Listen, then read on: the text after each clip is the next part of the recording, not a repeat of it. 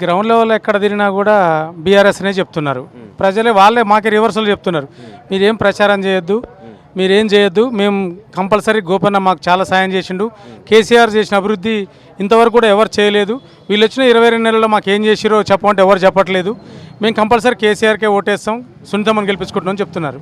అంటే ఎందుకు అంటే నవీన్ యాదవ్ అనే ఒక క్యాండిడేట్ అభ్యర్థి, కాంగ్రెస్ పార్టీ అభ్యర్థి, తను ఆ అనుభవం ఉన్నది, రాజకీయం 2 సార్లు పోటీ చేసినటువంటి అనుభవం ఉన్నది, కాంగ్రెస్ పార్టీ రూలింగ్ పార్టీ కదా, ఎందుకు మరి బీఆర్ఎస్కే మీరు గంపగుత్తగా ఓట్లేసి గెలిపేయాలనుకుంటారు? ఇప్పుడు 22 నెలలు అయింది వీళ్ళు గెలిచి, కాంగ్రెస్ వాళ్ళు గెలిచి, ఎక్కడికి పోయినా అసలు ఏం చేసిరో చెప్పంటే వాళ్ళు అభివృద్ధి చేసిన ఏం చెప్పట్లేదు. ఒక ఫ్రీ బస్ ఒకటి చెప్తున్నారు, గ్యాస్ అని చెప్తున్నాను, గ్యాస్ ఎవరికి పడతలేవు డబ్బులు, ఫస్ట్ ఒక నెల కొంతమంది పడ్డాయి, ఇంతవరకు ఎవరికి పడలేదని చెప్తున్నారు.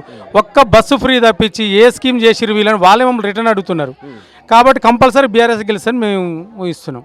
అంటే హైడ్రా ఉంది కదన్న, హైడ్రాతో మీకు నష్టం జరిగిందా, లేకపోతే బడా ఎమీలని కూల్చి వాళ్ళ ఇండ్లు మేము మొత్తం వాళ్ళని భూస్థాపితం చేసినాము, పేదలకు మేము న్యాయం చేసినామని చెప్పేసి ఇందిరమ్మ ఇండ్లు ఇచ్చినామంటున్నారన్న, మరి ఎట్లా? ఎక్కడైనా పెద్ద వాళ్ళు ఎక్కడ కూలగొట్టినట్టు ఎక్కడ లేదు, వాళ్ళు ఎవరు కూడా మాట్లాడడం లేదు. మొత్తం కూడా స్లమ్ ఏరియాలలో బీద కుటుంబాలు ఇల్లే పోయినాయి తప్పించి ఎవరన్నా పెద్దవాళ్ళ ఇల్లు ఎవరైనా కూలగొట్టిరా ఒక్కళ్ళు చెప్పదనమనండి. ఏ నాయకుంది కానీ లేకపోతే కోటీశ్వర్లు కానీ ఎక్కడైనా కూలగొట్టిరా.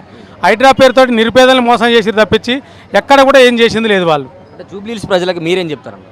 జూబ్లీహిల్స్లో కూడా మొత్తం నిరుపేదలే కొట్టేసి తప్పించి కోటీశ్వర్లు ఎవరి ఇండ్లు కూడా కొట్టేయలేదు వాళ్ళు. ఎవరిని గెలిపియమంటారు అల్టిమేట్గా ప్రజలకు ఏం చెప్తారు? బీఆర్ఎస్ కోటేమని చెప్తున్నాను నేను. 22 నెలల సంది కూడా వాళ్ళు చేసింది ఏం లేదు కాబట్టి, హైడ్రాతో నిరుపేదలే మోసం చేసారు కాబట్టి ఖచ్చితంగా మీరంతా బీఆర్ఎస్ కోటేసి సునీతమ్మని గెలిపేయాలని కోరుకుంటున్నాను.